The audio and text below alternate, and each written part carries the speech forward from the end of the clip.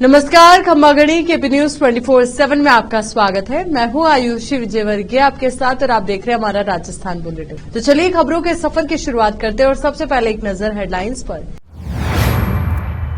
12 में राजस्थान दिवस पर वोट मैराथन का हुआ आयोजन। 500 से अधिक महिला पुरुष धावकों ने लिया भाग।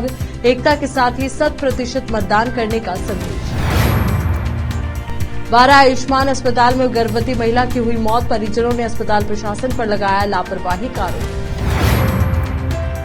आज कोटा और बूंदी लोकसभा क्षेत्र से कांग्रेस प्रत्याशी प्रहलाद गुंजल ने अपना नामांकन दाखिल किया। इटावा मंडी में 1 अप्रैल को नीलामी कार्य रहेगा बंद। भारतीय नववर्ष पर 9 अप्रैल को इटावा में निकलेगी संध्याकालीन भव्य संकीर्तन यात्रा। भारत माता की महाआरती का होगा आयोजन।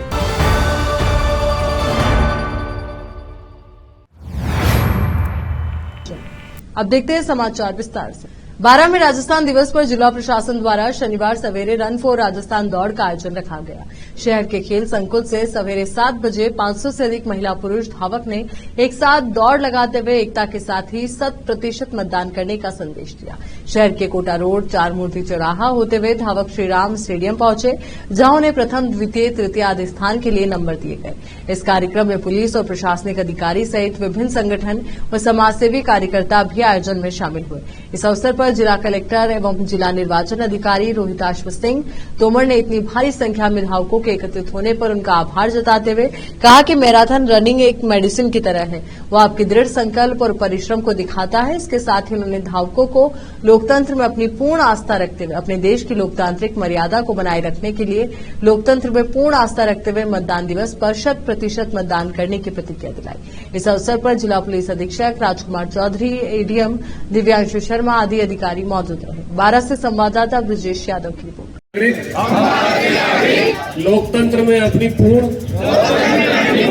आस्था रखते हुए ये शपथ लेते हैं कि हम अपने देश की लोकतांत्रिक परंपराओं की मर्यादा को बनाए रखेंगे तथा 12 शहर के कॉलेज रोड स्थित आयुष्मान हॉस्पिटल में एक गर्भवती महिला की मौत पर परिजनों ने अस्पताल प्रशासन पर उन्हें गुमराह करने व इलाज में लापरवाही बरतने के कारण मौत होने का आरोप लगाते हुए अस्पताल में तोड़फोड़ कर दी। अस्पताल गेट के कांच तोड़ दिए, वहीं सामान को भी खासा नुकसान पहुंचाया, जिसके बाद परिजनों ने शव को अस्पताल के सामने सड़क पर रखकर जाम लगा दिया, जिससे थोड़ी देर में सड़क के दोनों ओर वाहनों की लंबी कतार लग गई।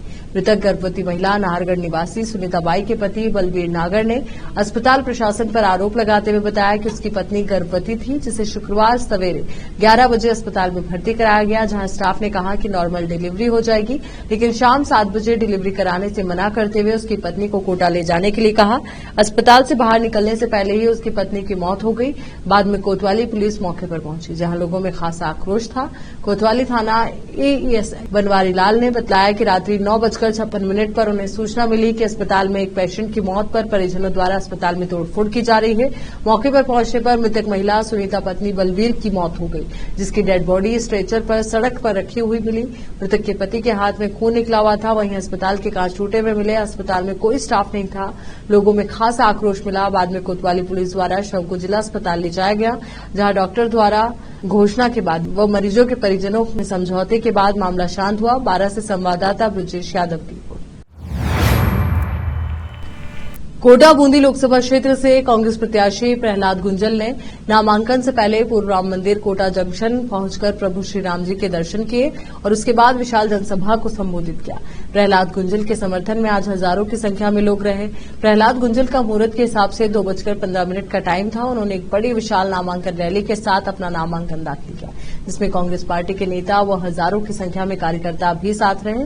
लिलावन से संवाददाता ज्योति विजय की रिपोर्ट। इटावा में कृषि उपज मंडी इटावा के व्यापार संघ अध्यक्ष हरिशंकर मंगल ने अवगत कराया कि दिनांक 1 अप्रैल वार सोमवार को वित्तीय वर्ष की समाप्ति और मार्च क्लोजिंग के कारण मंडी में नीलामी कार्य बंद रहेगा। दिनांक 2 अप्रैल को मंगलवार से मंडी में सुचारू रूप से नीलामी प्रक्रिया चालू होगी। कृषि उपज मंडी सचिव दिवाकर दादीज ने सभी किसानों से आग्रह किया कि अवकाश के दिन कोई भी किसान मंडी में कृषि जिन्स विक्रय हेतु नहीं लावे। इटावा से संवाददाता जितेंद्र कुमार नागर की रिपोर्ट। यहाँ रुक रहे एक छोटे से ब्रेक के लिए फौरन लौटेंगे।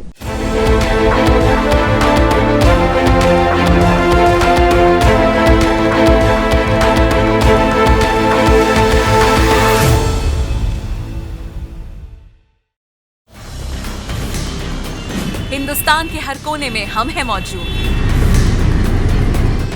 24 घंटे हालात पर गहरी नजर, खबरों से जुड़े चुपते सवालात और आपको दिखाता है धार्मिक, सामाजिक, राजनीतिक, लोकल और इंटरनेशनल न्यूज की सबसे बेहतर कवरेज, जो आपको रखती है हर पल बाखबर। देश और दुनिया भर की खबर के लिए देखते रहें केपी न्यूज 24/7। ब्रेक के बाद एक बार फिर से आपका स्वागत है। भारतीय नववर्ष समाजोत्सव समिति इटावा नगर की बैठक मास्टर वीरेंद्र सिंह लोक कल्याण ट्रस्ट इटावा पर समिति के मंत्री सतीश सोनी की अध्यक्षता में शुक्रवार रात्रि 9 बजे आयोजित हुई। बैठक में 9 अप्रैल को भारतीय नववर्ष चैत्र शुक्ल प्रतिपदा को भव्य रूप से बनाने को लेकर विचार विमर्श हुआ। सभी बंधुओं ने अपने अपने सुझाव दिए। फिर योजना बनी कि नगर में भारतीय नववर्ष चैत्र शुक्ल प्रतिपदा पर भव्य संध्याकालीन संकीर्तन यात्रा निकाली जाएगी। वह समापन पर भारत माता की महाआरती का भव्य आयोजन होगा, जिसमें 501 दीपों से आरती की जाएगी। तत्पश्चात रामलीला मैदान पर सामूहिक भव्य हनुमान चालीसा का संगीतमय पाठ किया जाएगा, जो अद्भुत रहेगा। समिति के इंद्र कुमार नागर ने बताया कि विशेष रूप से संकीर्तन यात्रा में कई गांवों से भजन मंडलियां आमंत्रित की गई है। वहीं महिलाओं की भजन मंडली टीम अलग रहेगी। वो मशक बजा, कच्ची घोड़ी नृत्य, आतिशबाजी सहित आकर्षण का केंद्र रहेगा। संध्याकालीन संकीर्तन यात्रा 9 अप्रैल साय को 5 बजे मास्टर वीरेंद्र सिंह लोक कल्याण ट्रस्ट से प्रारंभ होगी, जो Ram Mandir Haat Maidan, Geta road, Aradhana college, Kota road, main market होते हुए अम्बेडकर सर्कल से रामलीला मैदान पहुंचेगी। इस दौरान बाजार में कई स्वागत द्वार लगेंगे, पुष्प वर्षा होगी। इस अवसर पर बैठक में समिति के मंत्री सतीश सोनी, कोषाध्यक्ष गिरजाशंकर गुप्ता व तेजराज सिंह, मुकेश भारती, इंद्र कुमार नागर सहित कई कार्यकर्ता उपस्थित रहे। इटावा से संवाददाता जितेंद्र कुमार नागर की रिपोर्ट। राजस्थान की चुनावी फिजा में सियासी दलों ने पूरी ताकत झोंक दी है। प्रदेश भाजपा अध्यक्ष सीपी जोशी लोकसभा चुनाव में मिशन 25 से प्रचार में जुटे हुए हैं। इस बीच सीपी जोशी ने ईटीवी भारत से एक्सक्लूसिव बातचीत करते हुए राजनीतिक मुद्दों पर खुलकर अपनी राय रखी। सीपी जोशी ने कहा कि लोगों का अभूतपूर्व सहयोग, समर्थन और आशीर्वाद मिल रहा है। इसके पीछे सबसे बड़ा कारण देश की जनता का प्रधानमंत्री मोदी और भारतीय जनता पार्टी पर विश्वास है। प्रदेश के अलग अलग सीटों के साथ चित्तौड़ संसदीय क्षेत्र में भी मुझे जाने का मौका मिला, जहां लोगों में जबरदस्त उत्साह दिखाई दे रहा है।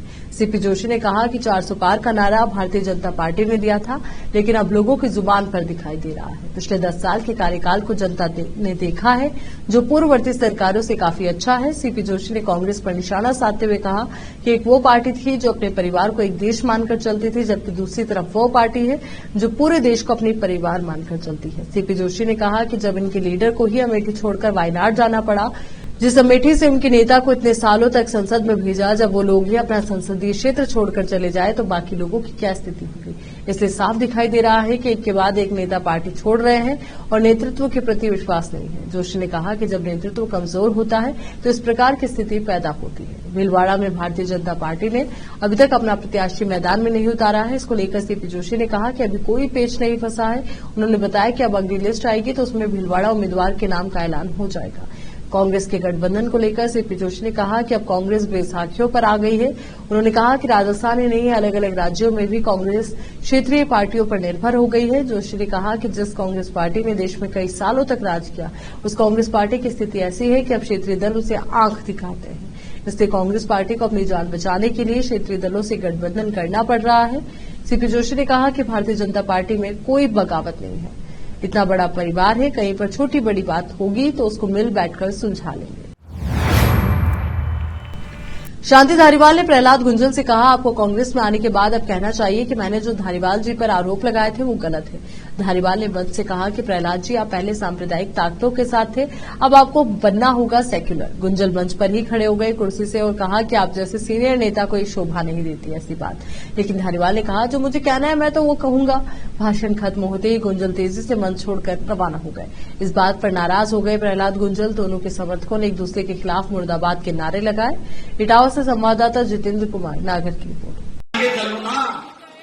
कि जो आरोप आपने विपक्ष में रह करके और कांग्रेस के प्रत्याशी शांति धारीवाल के खिलाफ लगाए थे, चाहे वो रिवर फ्रंट के मामले में था, चाहे मेरे मकान के ऊपर जो वो पत्थर लगे हुए हैं उनके बारे में था, तो और भी कई मामलों में था, वो सब गलत थे। वो अगर गलत थे तो मेरा समर्थन है, और अगर आप उसको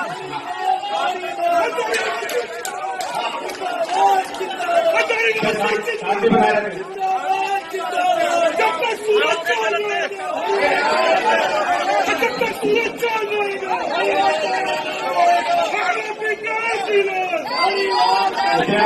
पूरी बात सुने। आज तक का जो कलेक्टर रहा है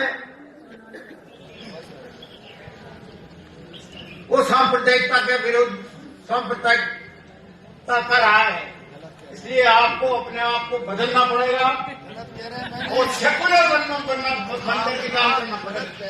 मैंने भारतीय जनता पार्टी की राजनीति में रहते हुए भी कभी वो छोड़ दिया आपने, वो छोड़ दी, भारतीय जनता पार्टी छोड़ दी है, बहुत बढ़िया है। आप जैसे सीनियर नेता को इस मंच पर इस प्रकार की भाषा का इस्तेमाल नहीं करना चाहिए। मैं तो करूंगा।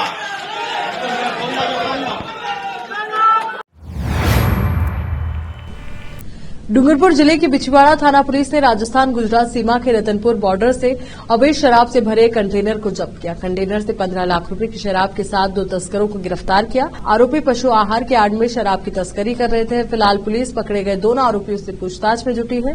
डूंगरपुर डीएसपी राजकुमार राजोरा ने बताया कि आगामी लोकसभा चुनाव को लेकर इंटर स्टेट बॉर्डर पर कड़ी निगरानी और चेकिंग की जा रही है। इसी के तहत शनिवार सुबह बिछवाड़ा थाना पुलिस ने राजस्थान गुजरात के रतनपुर बॉर्डर पर नाकेबंदी कर वाहनों की चेकिंग शुरू की। बिछवाड़ा थानाधिकारी कैलाश सोनी के साथ ही पुलिस टीम ने गाड़ियों को रुकवाकर तलाशी ली। इस दौरान एक कंटेनर को रोककर तलाशी ली गई, जिसमें पशु आहार की आड़ में अवैध शराब की तस्करी की जा रही थी। इस पर पुलिस ने कंटेनर को जब्त करते हुए चालक सहित 2 लोगों को हिरासत में ले लिया। उसके बाद पुलिस ने शराब की गिनती की तो कंटेनर से 175 कार्टन शराब बरामद हुई। वहीं शराब को जब्त कर लिया गया है। साथ ही पुलिस की ओर से इसकी कीमत करीब 15 लाख रुपए बताई जा रही है।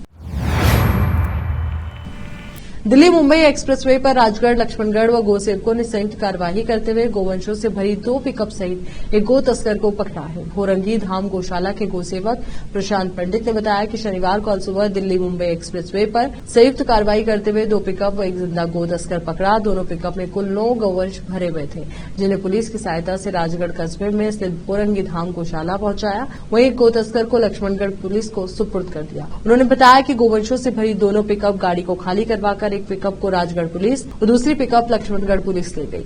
भोरंगी धाम गौशाला के गोसेवकों द्वारा तस्करों के खिलाफ मुहिम छेड़कर काफी कार्यवाही की गई है।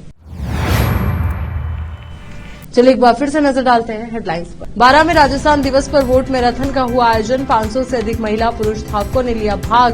एकता के साथ ही 100% मतदान करने का संदेश। 12 आयुष्मान अस्पताल में गर्भवती महिला की हुई मौत। परिजनों ने अस्पताल प्रशासन पर लगाया लापरवाही का आरोप।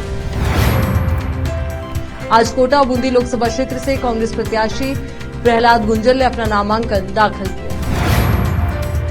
इटावा मंडी में 1 अप्रैल को नीलामी कार्य रहेगा बंद। भारतीय नववर्ष पर 9 अप्रैल को इटावा में निकलेगी संध्याकालीन भव्य संकीर्तन यात्रा। भारत माता की महाआरती का होगा आयोजन।